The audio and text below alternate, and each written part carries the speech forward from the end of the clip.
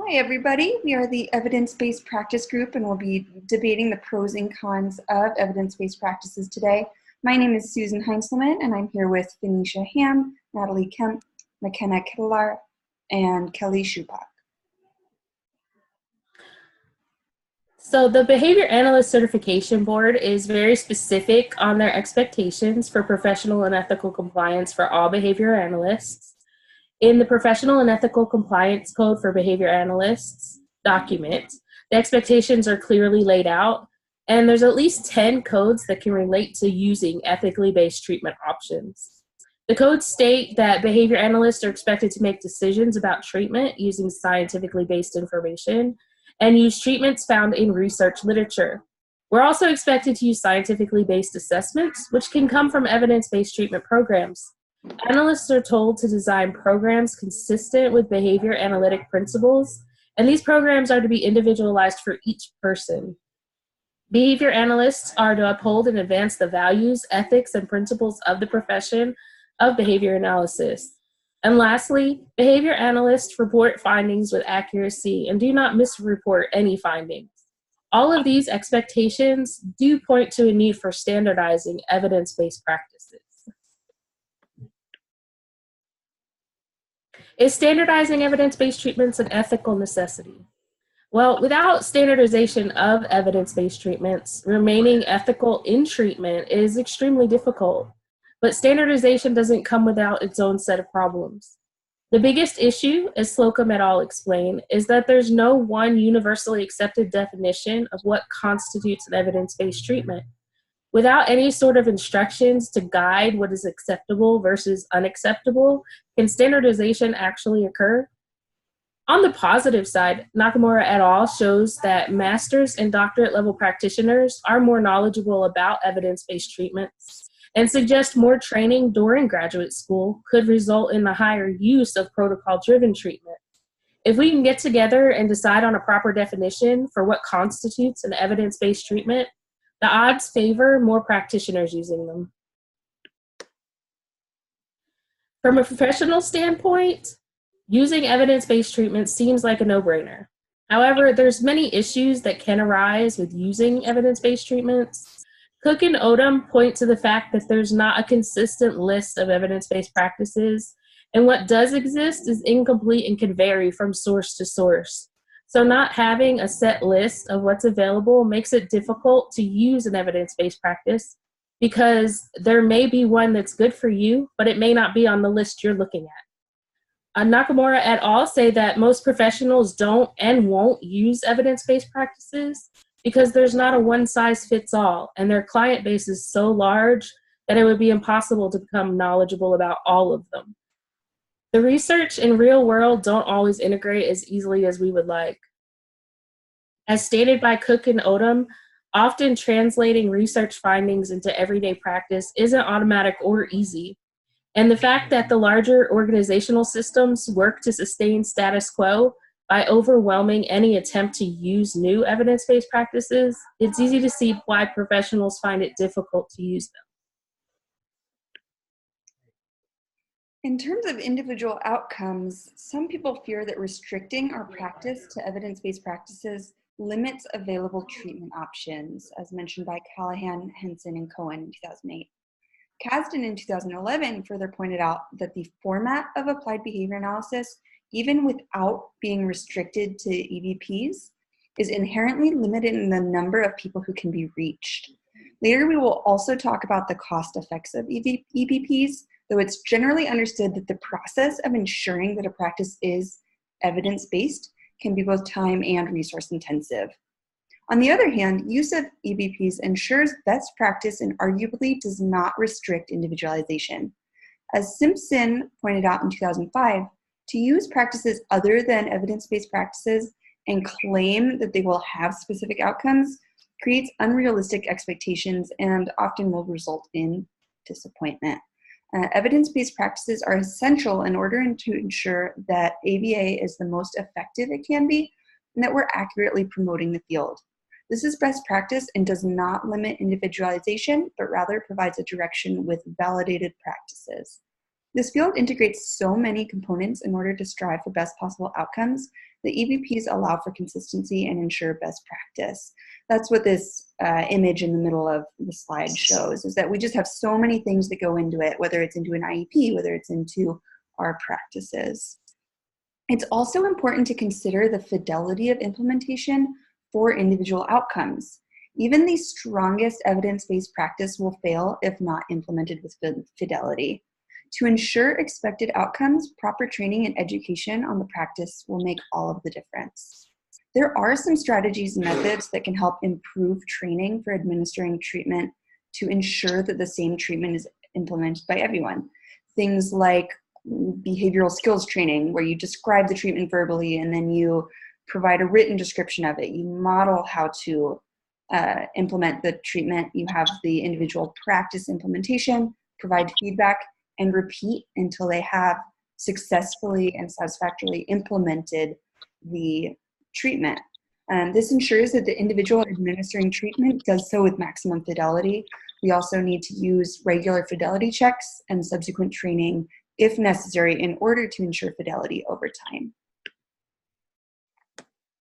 Okay, so I have evidence-based practice and the impact on society.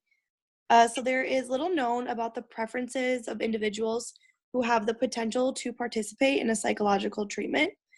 Consumers of any treatment have the right to have a say in their choice of treatment. Ethically, we must include the client as much as possible, especially within our field. A core component of evidence-based practice is taking into account the client preferences when implementing treatment. Potential consumers placed a greater value on evidence-based practice compared to other treatment options. Clients felt this was a better choice with proven research to back up the treatment. On the other hand, evidence-based practice is influential, but it promises to better the lives of many people, especially in the mental health field. But does it really elicit the best treatment that it says? The best source of evidence within evidence-based practice are randomized controlled trials. Randomized controlled trials show the efficiency of an intervention for a given population, but not individually. We know that mental health needs to be individualized to the person, which can be done, but the clinicians must then take these research findings and turn them into the best clinical care for their patient. But it can be difficult to do when the results of evidence-based practice are often given within a population rather than individually. This is just kind of a triad of what evidence-based practice is. There's the best available research and client values and individualized needs, as well as professional and clinical expertise. And together they form evidence-based practice. Evidence-based practice and the financial impact. So when implementing trials of evidence-based practice, the cost effectiveness is usually not assessed. As we know, cost is an important factor when considering the implementation of a treatment to a client. Since cost effectiveness is generally unknown, there is a study done to compare the costs of implementing evidence-based practice versus the collaborative care for treating depression, and there were not any significant cost differences between the two types of interventions. On the other side, there are many costs when it comes to evidence-based practice, and a big limitation of this is sustainability. Fields are always changing, advancing, and it's not known how long a certain evidence-based treatment will sustain until it's considered outdated. We know, we're not sure how long they'll last, but we do know that they aren't long-term and permanent, which in the long run, we're going to have to put more money towards newer and better practices. There is also a discrepancy on who should be financially responsible for evidence-based practices. Stakeholders agree that the cost of evidence-based practice implementation should be split between agencies in the system, but they don't agree on how they should be financed. And also I have evidence-based practice and the impact on politics. So evidence-based practice is a public idea, and it serves practical purposes in that it is the best practice as well as political purposes. Tannenbaum argues that the promises made through evidence-based practice are more useful politically than publicly, especially in the United States regarding mental health. Politically, these policies are accountable and serve the needs of the public mental health system. Keyworth, Dietrich, and States discuss education. Education is a public health issue, and poor educational outcomes are associated with numerous negative health conditions and social issues. This is where policy and evidence come into play. When put together, policy and evidence can form evidence-informed policy. If laws and regulations are formed based on evidence-informed policy, it can bring systematic change within schools to increase educational outcomes. There also has been an increase of using evidence in public policy making, but there's a discrepancy on how exactly the evidence is being used within politics, and misrepresenting evidence-based practices politically leads to exploiting these treatments, which does not benefit the public. And we know that evidence-based practice is important, but we do not want it being misrepresented in politics for political gain. Evidence-based practice is also used in schools, but how do you measure progress in students and professionals?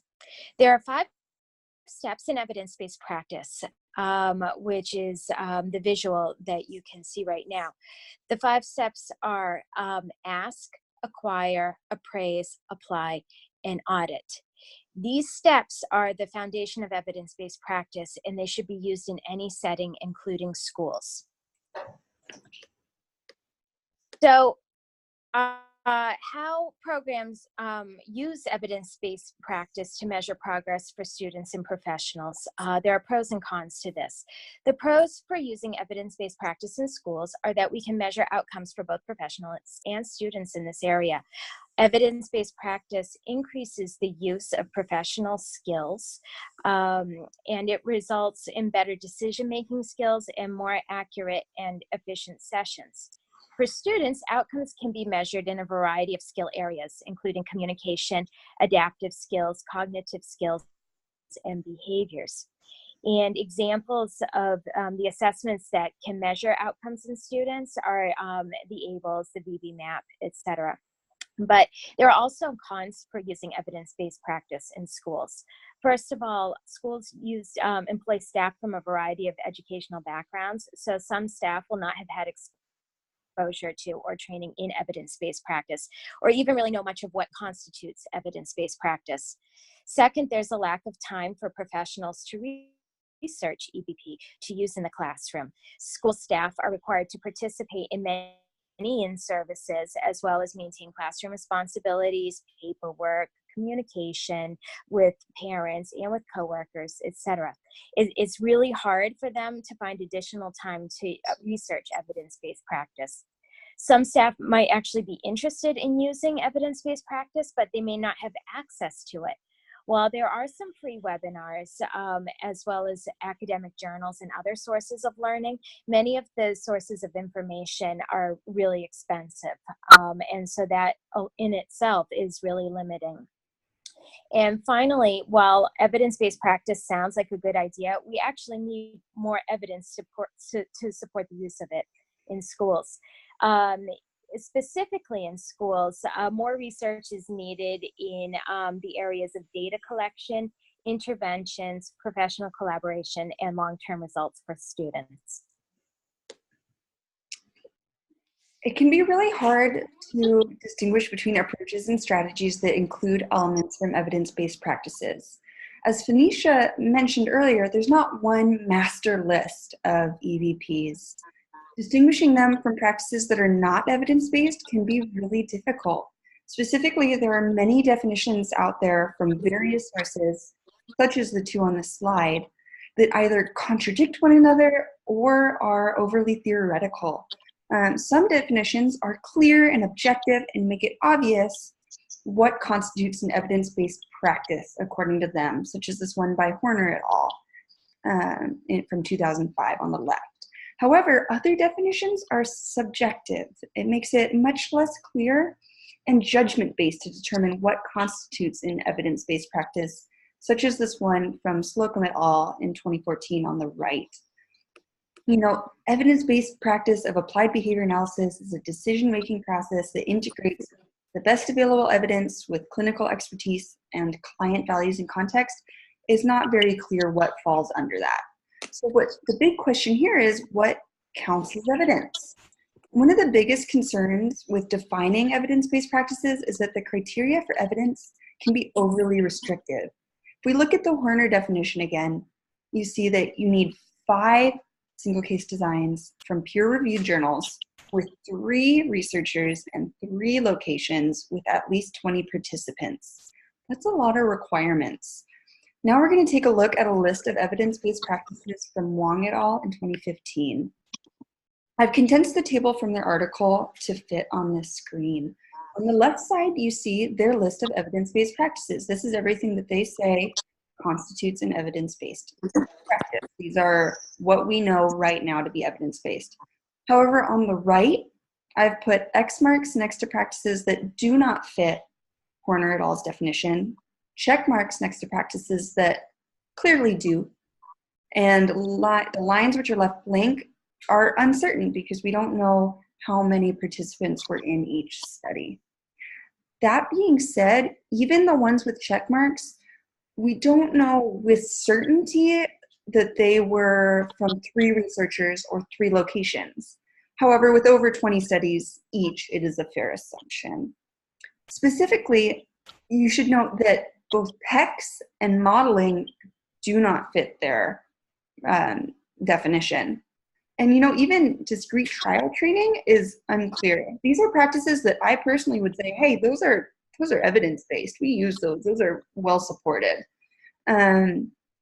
Really, the only practices that clearly fit this intervention or that clearly fit this definition are antecedent-based interventions, differential reinforcement, prompting, reinforcement, and video modeling.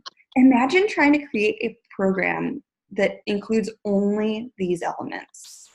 So this raises the question, as Callahan, Henson, and Cohen pointed out in 2008, what is acceptable evidence of effectiveness? As we can see here, the existing criteria may be too strict.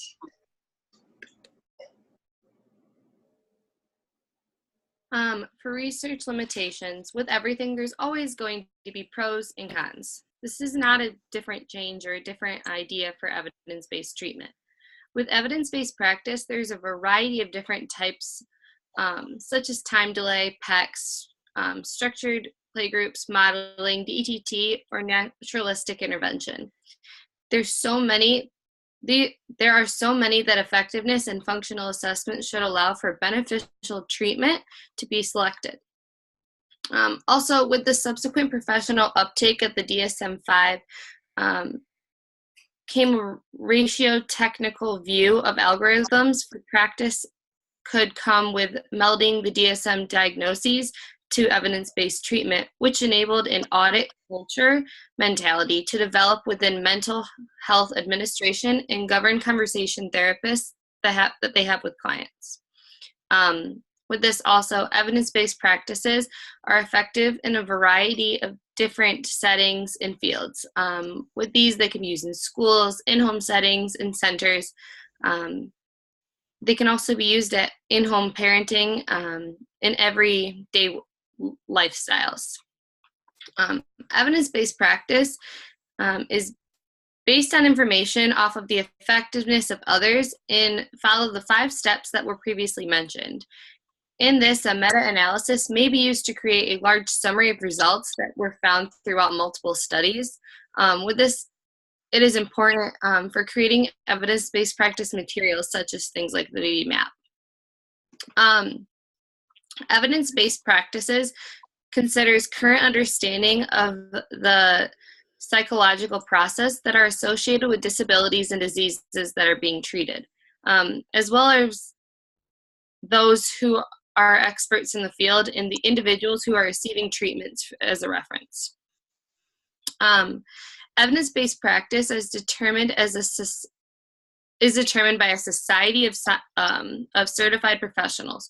These individuals are experts in their field who are trained to determine if an intervention or treatment completes a criteria set for the determination of evidence-based practice.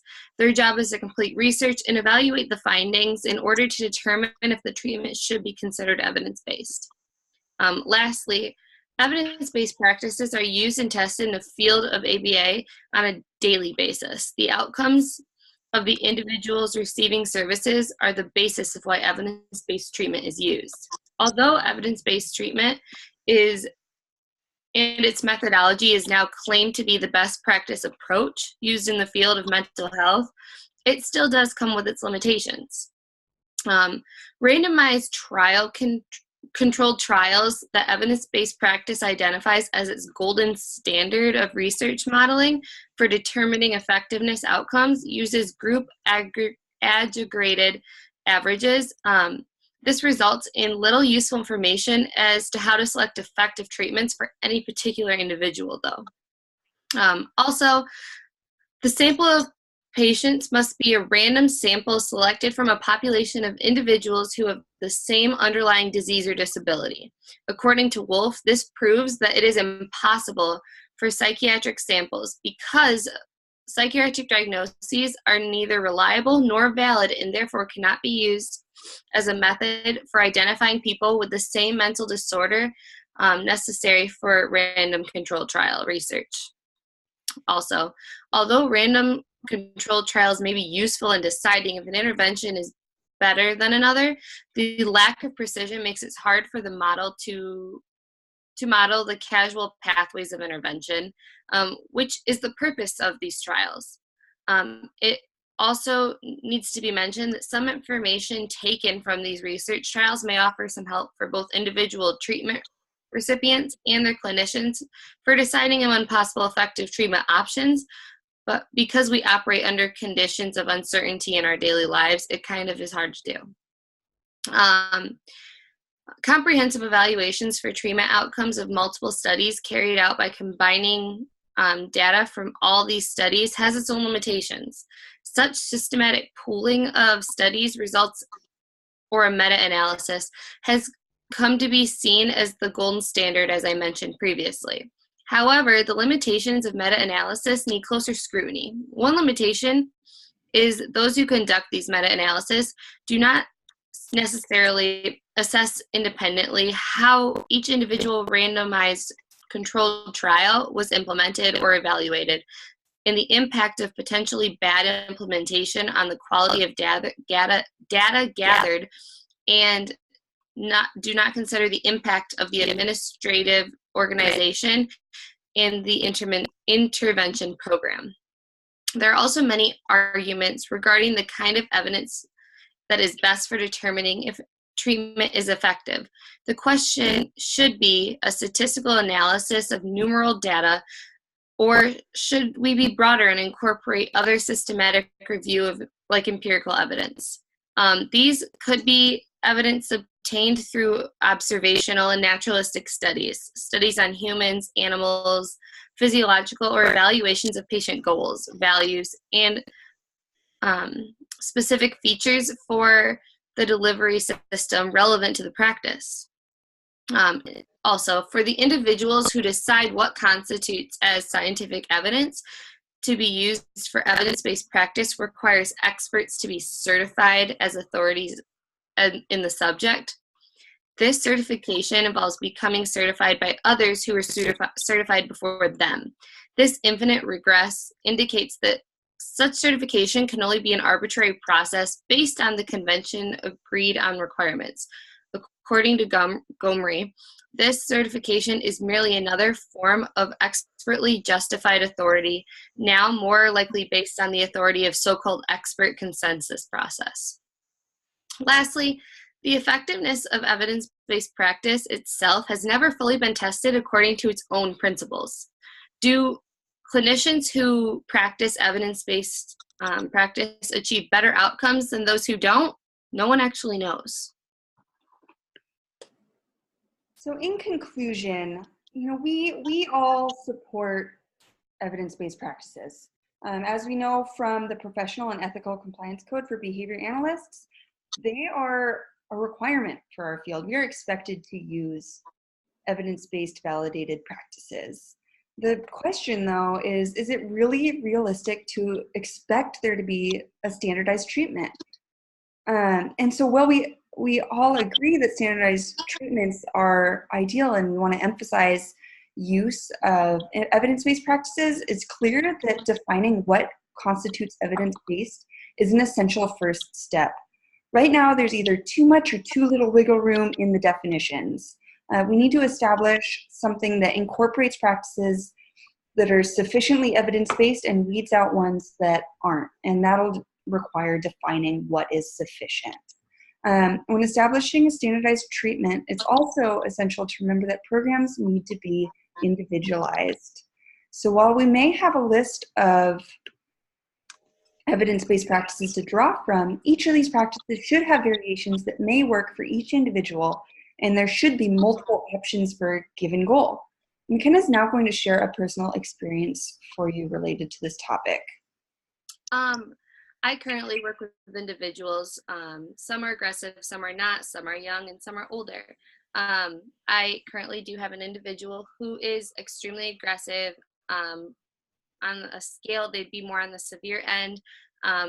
This means that they need to have 2 to 3 people in a room with them in order to keep everyone safe, keep the individuals safe, and allow for the minimal amount of property destruction as well as self-harm. With this, you know, there's a point to where individuals who have these disabilities or something like aggression, they need to have evidence-based practices used in order to make sure that the individual is getting the treatment that they need. With this, a lot of people can use evidence-based practices to see, you know, this has worked with all of these individuals. It has been found to be effective. And that's something that we've been using personally. Obviously, we all use it, but we've been able to use evidence-based practice as a way to tell the parent individual that, you know, we need to stick to these rules because they've been found to be effective.